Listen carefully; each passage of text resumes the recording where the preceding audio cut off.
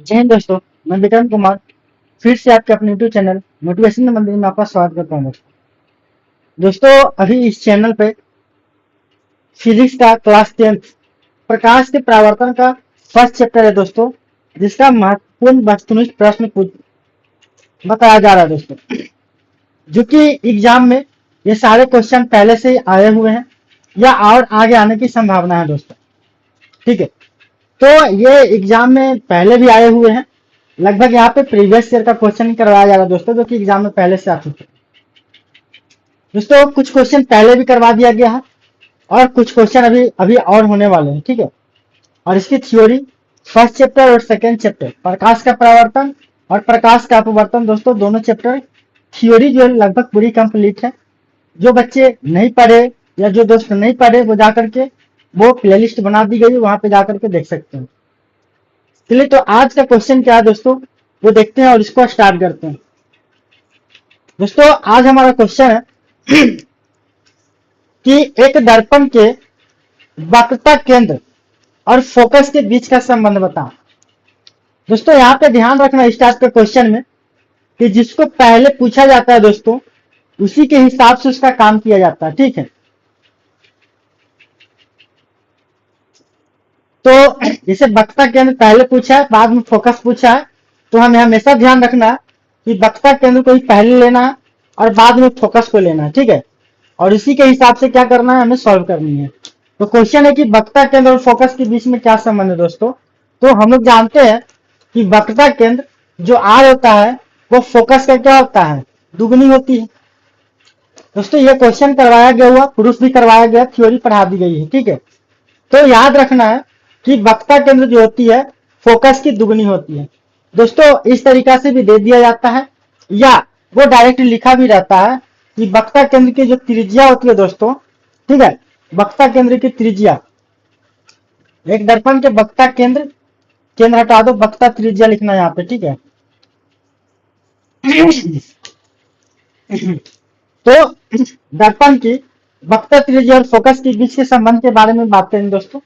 तो याद रखना है, वक्रता त्रिज्या और फोकस की बात करेगा तो त्रिज्या जो होती है फोकस की दुगनी होती है दोस्तों। ठीक है, फोकस की दुगनी होती है, ये याद रखना है।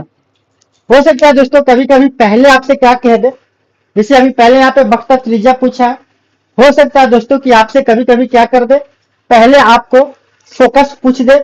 मतलब कहने का है कि एक दर्पण के फोकस और वक्रता त्रिज्या के बीच में क्या संबंध है। तो फिर दोस्तों वहां पे क्वेश्चन थोड़ा चेंज हो जाएगा। अगर फोकस की बात कर लिया जाए दोस्तों पहले, तो फोकस जो होता है वो वक्रता त्रिज्या की आधी होती है, यानी f बराबर r/2 हो जाएगा दोस्तों। अगर मान के चलो, अगर लिखित में रहेगा दोस्तों, शब्दों में रहेगा तो लिखा रहेगा कि फोकस जो होती है दोस्तों, फोकस वक्रता त्रिज्या वक्रता त्रिज्या की आधी होती है दोस्तों। ठीक है, इस तरीका से भी रहता है, क्वेश्चन कभी कभी पूछेगा। तो ध्यान रखना दोनों एक ही चीज है, बट पूछने का तरीका अलग है। अगर वक्रता त्रिज्या पहले पूछे दोस्तों तो r बराबर 2s करना है, और पहले फोकस पूछे दोस्तों तो s बराबर r/2 करना है दोस्तों। ठीक है, तो ऑप्शन देखते हैं हम लोग कि वक्रता त्रिज्या फोकस की क्या हो जाएगी दोस्तों, दुगनी हो जाएगी, यानी r जो हो 2s के बराबर होना। तो पहला तो ऑप्शन गलत है। दूसरा दोस्तों यहाँ पे क्या लिखा है, s बराबर 2r लिखा है, ये भी गलत है। यहाँ पे लिखा है r बराबर 2s। हमारा ये आंसर जो है बिल्कुल सही है दोस्तों। ठीक है, ऑप्शन नंबर सी सही है, डी भी गलत है। अब देखते हैं दोस्तों आगे हम लोग सेकंड क्वेश्चन जो हमारा है 12 नंबर, उसके बारे में बात करते हैं। क्या क्वेश्चन है समझते हैं। क्वेश्चन है दोस्तों किसी गोलाकार दर्पण की गोलाकार गोलाकार दर्पण की फोकस दूरी क्या होती है।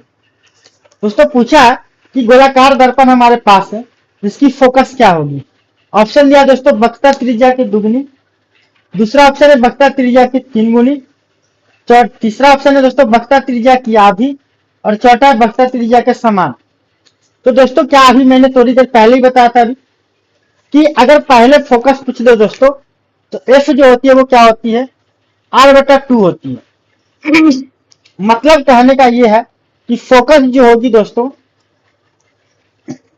फोकस जो होगी दोस्तों वो त्रिज्या की क्या हो जाएगी दोस्तों, त्रिज्या की आधी हो जाएगी।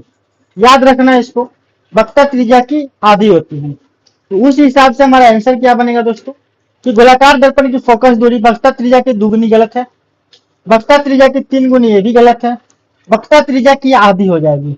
यानी ऑप्शन नंबर हमारा सी है जो दोस्तों वो सही बन रहा है। ठीक है, अगर मान के चलो आप भूल जाओ कि भाई कौन किसके आधी होगी कौन किसकी दुगुनी होगी दोस्तों, तो इसका एक और ट्रिक है, उसको भी आप ध्यान में रख सकते हैं। तो क्या ट्रिक क्या है वो समझो। आप क्या करना, अगर भूल जाओ एग्जाम में तो एक क्या करो, ऐसे करके एक पिक्चर बना लेना। ठीक है, ऐसे पिक्चर बना लो, यहाँ पे पी कर दो, यहाँ पे एफ कर दो और यहाँ पे क्या कर दो, सी कर दो। दोस्तों बताया गया थ्योरी में आपको कि एफ और पी के बीच की दूरी स्मॉल एफ यानी फोकस दूरी होती है, और ध्रुव और वक्रता केंद्र के बीच की दूरी को त्रिज्या कहते हैं दोस्तों। ये याद, तो आप यहाँ से ट्रिक याद कर सकते हो। एक बात बताओ, ये जितना दूरी होता है ना एफ, उतना ही दूरी ये वाला होता है। मतलब ये अगर एफ है दोस्तों और ये एफ है और यहाँ से यहाँ मिलाकर के क्या होता है दोस्तों, टोटल आर होता है। यानी आर जो होता है दोस्तों दो गो एफ मिला करके होगा। तो हम लोग यहाँ से ट्रिक बना सकते हैं कि आर जो होगा क्या हो जाएगा, 2f हो जाएगा।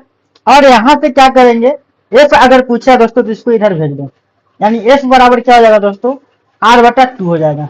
तो ये ट्रिक हमारा पिक्चर वाला है, ये काम कर जाएगा एग्जाम में। ठीक है, बाकी आप रख सकते हो, याद कर सकते हो। अगर नहीं रटो, नहीं याद हो, कंफ्यूजन रहे दोस्तों, तो आप ये पिक्चर बना लेना और पिक्चर बना करके उसको क्या कर सकते हो, जो डाउट होगा उसको क्लियर कर सकते हो। ठीक है दोस्तों, अब बढ़ते हैं अपने नेक्स्ट क्वेश्चन की तरफ। जो हमारा नेक्स्ट क्वेश्चन क्या है, नेक्स्ट क्वेश्चन हमारा क्या है दोस्तों, अगला क्वेश्चन हमें कह रहा है कि 13 नंबर है कि किस दर्पण को अभिसरण दर्पण भी कहा जाता है। किस दर्पण को अभिसरण दर्पण कहा जाता है दोस्तों। अभिसरण या अभिसारी दर्पण भी बोला जाता है। किसे कहा जाता है, ऑप्शन है उत्तल, अवतल, समतल, इनमें सभी, माने सभी को। तो दोस्तों याद करना है, इसको भी ट्रिक से याद कर सकते हैं। जो अभिसरण की बात करेगा दोस्तों, इसका आंसर जो है हमारा ऑप्शन नंबर बी बिल्कुल सही हो जाएगा। ठीक है, बी बिल्कुल सही है, अवतल दर्पण इसका आंसर हो जाएगा। कि अभिसरण दर्पण किसे कहेंगे, अवतल दर्पण को। तो दोस्तों यहाँ पे याद रखना है कि अवतल दर्पण जो हमारा होगा, अवतल दर्पण को दोस्तों हम लोग क्या बोल सकते हैं, ट्रिक बहुत सारा है, एक दो मैं बता दे रहा हूं। यहाँ पे अवतल दर्पण को क्या बोलेंगे दोस्तों, अभिसारी भी हम लोग बोलते हैं, या अभिसरण बोलेंगे या अभिसारी बोलेंगे। एक उत्तल दर्पण है दोस्तों, उसको हम लोग बोलेंगे अपसारी दर्पण। ठीक है, अपसारी। देखो दोस्तों एक ट्रिक हमारे पास तो ये है कि अप मतलब क्या होता है, ऊपर। अप मतलब क्या होता है दोस्तों, ऊपर, यूपी। अप मतलब क्या होता है, ऊपर। ठीक है, तो ऊपर में देखो ऊ आ रहा है और ऊ आ रहा है, यानी उत्तल, ऊ से उत्तल और उससे ऊपर। तो हम लोग उत्तल दर्पण को अपसारी बोल सकते हैं, अवतल को अभिसारी बोल सकते हैं दोस्तों। ठीक है, अगर मान के चलो इससे भी कंफ्यूजन दूर ना हो दोस्तों, तो फिर हम लोग एक काम करेंगे, फिर पिक्चर बनाएंगे और पिक्चर से तरीका से याद करेंगे दोस्तों इसको। ठीक है, पिक्चर से कैसे याद करना है, तो ये हमारा क्या है, अवतल दर्पण है। ये क्या है हमारा, अवतल दर्पण। अब यहाँ पे समझो, जितने हम प्रकाश की किरण को दोस्तों यहाँ पे लाएंगे, एक बिंदु पे क्या होगी, अभिसरित होगी, है ना। और वो अभिसरित कहाँ होती है, फोकस पर। जितने प्रकाश की किरण को लाएंगे दोस्तों, यहाँ पे सारा अभिसरित हो रही है, मतलब एक बिंदु पर जाकर के अभिसरित हो जाएगी। ठीक है, और अगर मान के चलो उत्तल दर्पण की मैं बात करूं दोस्तों, ऐसे ये हमारा उत्तल दर्पण हो जाएगा। तो यहाँ पे क्या करेंगे, प्रकाश की किरण को लाएंगे, देखो तो क्या करेगा, ये भागेगा ऊपर, है ना। कितना भी लाएंगे सब टकरा के भागेगा ऊपर। तो ऊपर की तरफ भाग रहा है दोस्तों, तो इसको अपसारी बोलेंगे। ऊपर की तरफ भाग रहा है उसको अपसारी बोलेंगे। अगर एक बिंदु पे मिल रहा है दोस्तों, उसको अभिसारी बोलेंगे। तो ध्यान रखना है, ट्रिक यहाँ पे ये है। अगर ऐसे याद हो जाए तो ठीक है, और नहीं तो फिर आप ये पिक्चर की सहायता से इसका जवाब दे सकते हो दोस्तों। ठीक है, अब आगे बढ़ते अपने नेक्स्ट क्वेश्चन की तरफ। हमारा नेक्स्ट क्वेश्चन क्या है, तो दोस्तों नेक्स्ट क्वेश्चन 14 नंबर हमारा क्वेश्चन क्या कहता है उसके बारे में समझते हैं। दोस्तों मैं ये बताना चाहूंगा, ये सारे क्वेश्चन जो है एग्जाम में पूछा हुआ है। और दोस्तों इस बात का भी ध्यान रखना कि जो कंपटीशन की तैयारी करने वाले बच्चे हैं ना, उनको भी ये फायदा करेगा। वो भी ये जो मैं क्वेश्चन का जो सीरीज चला रहा हूँ दोस्तों, वो जरूर पढ़े। ठीक है, वो आप देखो उसको फायदा दिखेगा साइंस का। जिन बच्चों को कमजोर है वो साइंस का यहाँ से फायदा ले सकता हूँ। क्वेश्चन नंबर 14 हमारा कहता है दोस्तों कि किस दर्पण में हमेशा प्रतिबिंब जो होती है दोस्तों आभासी होती है, सीधा होती है और समान होता है, मतलब समान आकार का बनता है दोस्तों। किस दर्पण में हमेशा प्रतिबिंब आभासी होगी, सीधा होगी और समान आकार का बनेगा दोस्तों। ठीक है, तो ऑप्शन हमारा क्या है, समतल, अवतल, उत्तल। चलो इसको भी कंफ्यूज, इसको भी देख लेते हैं हम लोग दोस्तों। यहाँ पे हम लोग समतल ले लेते हैं। ठीक है, समतल हो जाएगा, यहाँ पे उत्तल हो जाएगा और यहाँ पे अवतल हो जाएगा दोस्तों। पिछली क्वेश्चन जो मैंने पिछली बार क्वेश्चन कराया था उसमें बताया भी था इस सब के बारे में बढ़िया से। ठीक है, तो याद रखना कि समतल दर्पण में ना हमेशा कैसा प्रतिबिंब बनता है, हमेशा की मैं बात कर रहा हूं आभासी।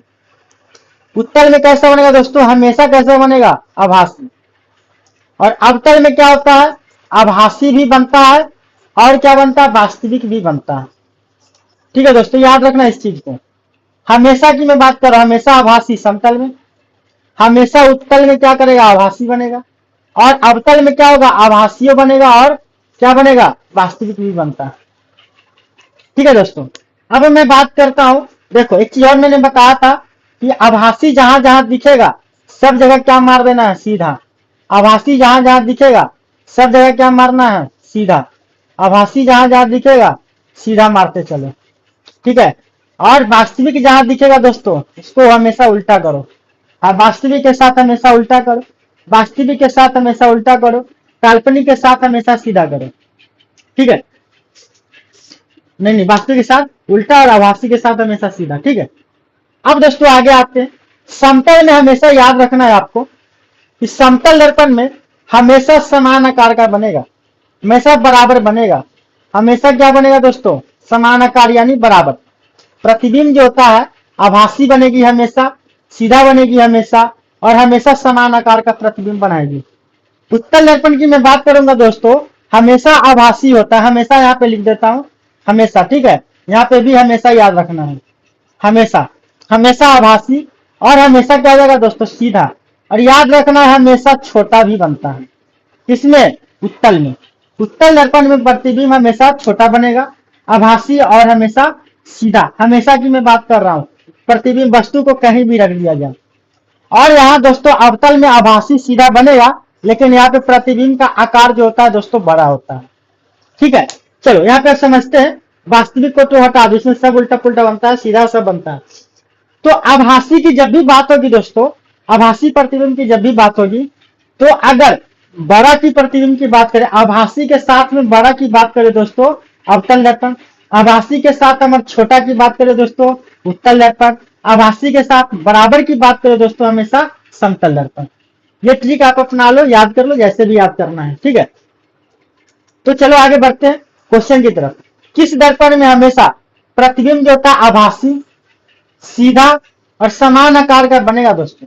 देखो समान आकार का एक तरीका से याद कर सकते हो कि स से समतल और स से समान, स से समतल, स से समान, ऐसे करके आप याद रख सकते हो। ठीक है, तो यहाँ पे समान आकार का बोला वो दोस्तों, तो हमारा ऑप्शन ए क्या कहता है, अवतल। बिल्कुल गलत है। अवतल में आभासी की मैं बात करूंगा दोस्तों तो आभासी के साथ बड़ा आएगा। उत्तल में दोस्तों बात करेंगे तो आभासी के साथ क्या आएगा, छोटा आएगा। और समतल में आभासी के साथ क्या होता है दोस्तों, समान आकार का आता है समतल दर्पण में। ठीक है, समतल दर्पण में आभासी के साथ समान आकार का आएगा और सीधा आएगा। इसलिए हमारा आंसर दोस्तों क्या हो जाएगा, ऑप्शन नंबर बिल्कुल सी जो है दोस्तों सही है।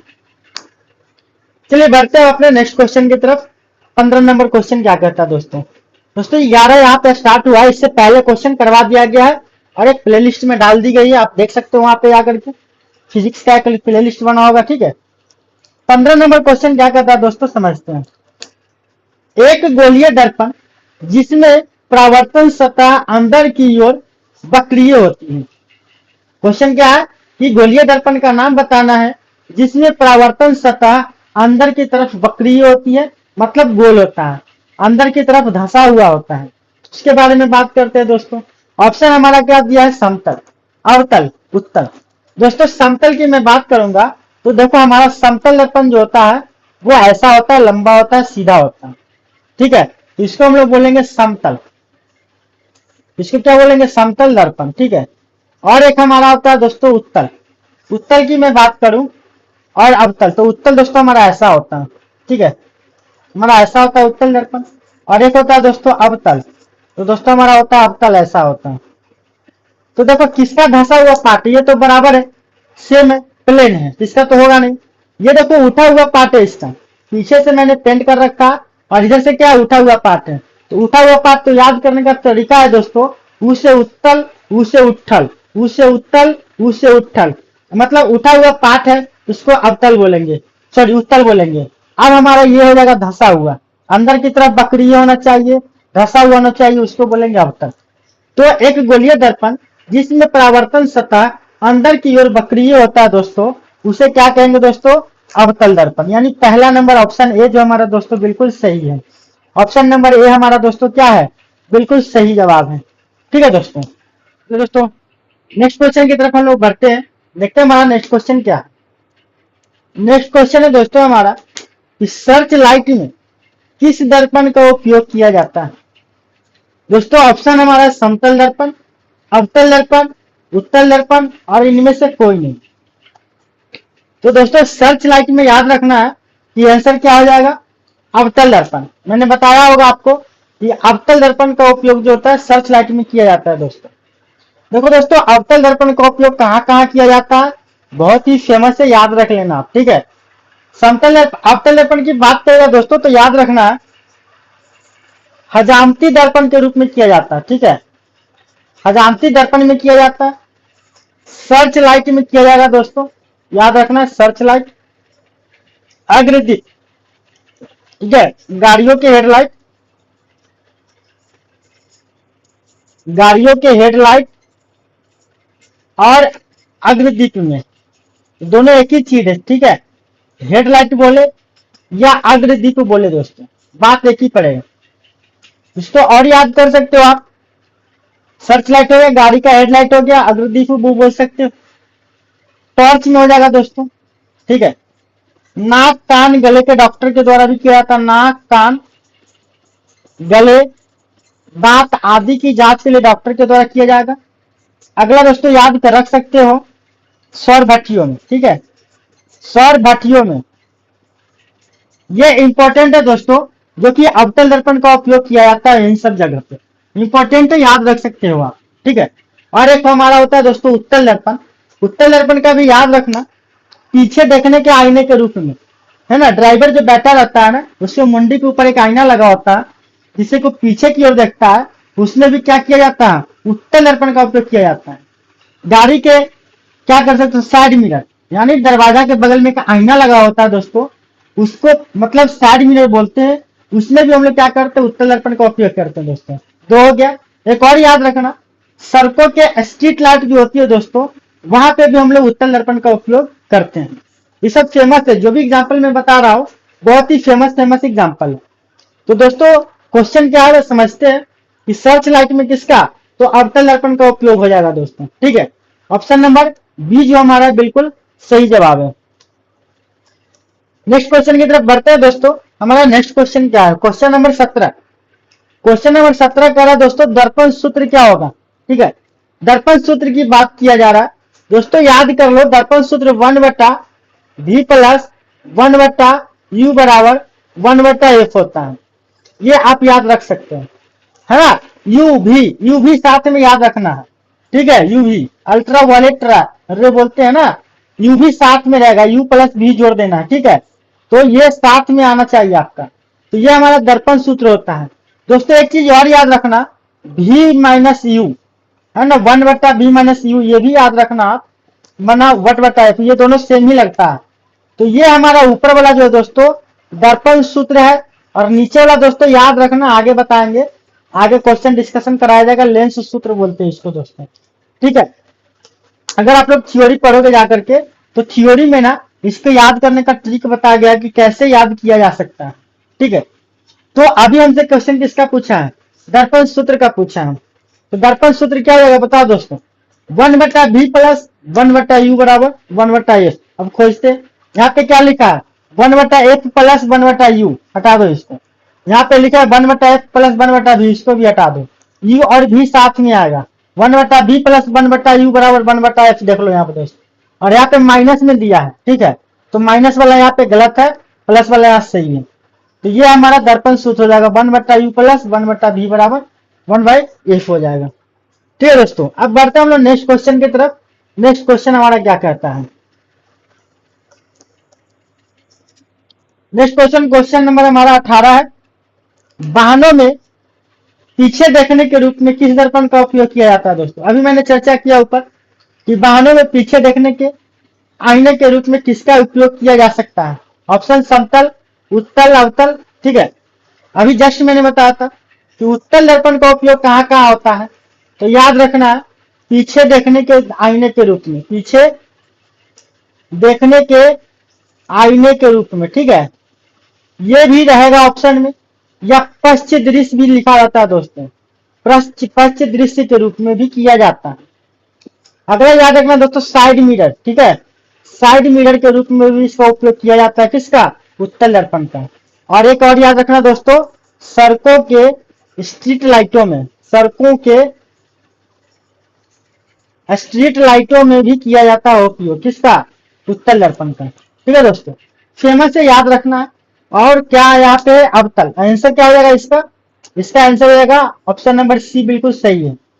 अवतल की मैं बात करूं दोस्तों, अभी मैंने बताया कि अवतल दर्पण का उपयोग कहाँ कहाँ किया जा सकता है। तो याद रखना, गाड़ियों के हेडलाइट में, सर्च लाइट में, टॉर्च में, हजामती दर्पण के रूप में, सौर घटियों में, नाक, कान, गले, दांत के डॉक्टर के द्वारा भी किया जाता है अवतल दर्पण का उपयोग दोस्तों। ठीक है, तो ये सारे के सारे इंपॉर्टेंट है। आप कंपटीटिव एग्जाम की तैयारी कर रहे हो या बोर्ड की एग्जाम की तैयारी करो दोस्तों, दोनों में ये सारे टॉपिक से क्वेश्चन पूछा जाता है। अब बढ़ते हम लोग अपने नेक्स्ट क्वेश्चन की तरफ दोस्तों। क्वेश्चन नंबर 19 क्या कहता है? क्वेश्चन नंबर 19 है दोस्तों, एक गोलाकार दर्पण जिसकी वक्रता त्रिज्या r है, तो उसकी फोकस दूरी क्या होगी? ठीक है दोस्तों, हमसे क्या पूछा है? फोकस दूरी क्या होगी। ठीक है, फोकस दूरी क्या होगी? अभी थोड़ी देर पहले एक क्वेश्चन करवाया गया था, ये सब पूछा हुआ क्वेश्चन है दोस्तों, बार बार आ रहा है ना, रिपीट हो रहा है, इसका मतलब ये पूछा हुआ क्वेश्चन में करवा रहा हूं। तो क्या कह रहा है कि अगर वक्रता त्रिज्या r है दोस्तों, तो हमारा फोकस क्या होगा? तो मैंने बताया था दोस्तों, ये हमारा फोकस जो होता है वो क्या होता है? वक्रता त्रिज्या की आधी होती है। फोकस क्या हो जाएगी दोस्तों?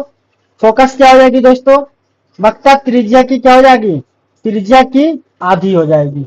याद रखना, अगर हमसे मान के चलो वक्रता त्रिज्या पूछ दे दोस्तों, तो r बराबर 2f हो जाएगा। यानी वक्रता त्रिज्या जो हो जाएगी दोस्तों, त्रिज्या जो हो जाएगी क्या हो जाएगी? वक्रता त्रिज्या जो हो जाएगी दोस्तों क्या हो जाएगी? वो फोकस की दोगुनी हो जाएगी। ठीक है, दो गुनी, याद रखना इसको। अब बढ़ते हैं अपने नेक्स्ट क्वेश्चन की तरफ। क्वेश्चन नंबर 20 नंबर क्या कहता है दोस्तों, समझते हैं। क्वेश्चन नंबर 20 हमारा क्या है?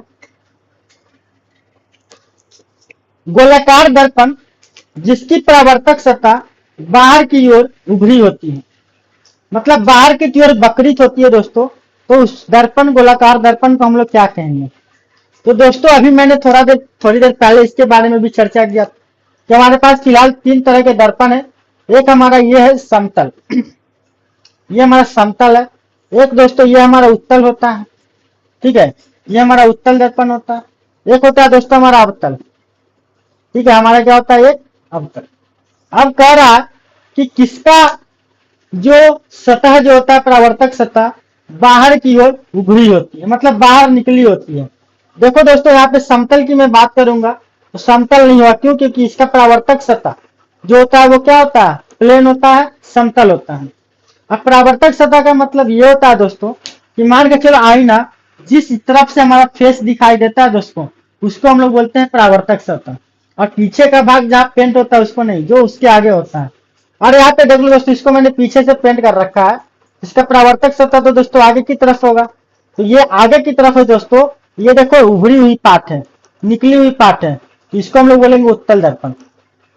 और मैंने ट्रिक बताया था कि उठा हुआ को उत्थल को बोलते हैं, उससे उत्थल, उससे उत्तल। ठीक है, और ये हमारा क्या हो जाएगा? अवतल। ऑप्शन देखते हैं, गोलाकार दर्पण जिसकी परावर्तक सतह बाहर की ओर उभरी हुई होती है, क्या कहलाती है दोस्तों? ऑप्शन ए है समतल, जो कि बिल्कुल गलत है। ऑप्शन बी है अवतल, जो कि बिल्कुल गलत है। ऑप्शन सी बिल्कुल हमारा सही है दोस्तों। यानी ऑप्शन नंबर बी हमारा बिल्कुल क्या हो जाएगा दोस्तों, सही हो जाएगा। ठीक है दोस्तों, तो दोस्तों जो भी क्वेश्चन करवाया जा रहा, सारे के सारे क्वेश्चन या तो कॉम्पिटिटिव एग्जाम में पूछा गया है या आपके बोर्ड के एग्जाम में पहले ही पूछा गया है, और उम्मीद ये भी रखो दोस्तों कि ये आगे के एग्जाम में भी पूछे जाएंगे। ठीक है, तो दोस्तों मैं आशा करता हूं कि वीडियो आपको बहुत पसंद आ रही होगी। वीडियो पसंद आ रही तो दोस्तों वीडियो को लाइक करें, शेयर करें एंड सब्सक्राइब करना मत भूले दोस्तों। जय हिंद दोस्तों, धन्यवाद दोस्तों।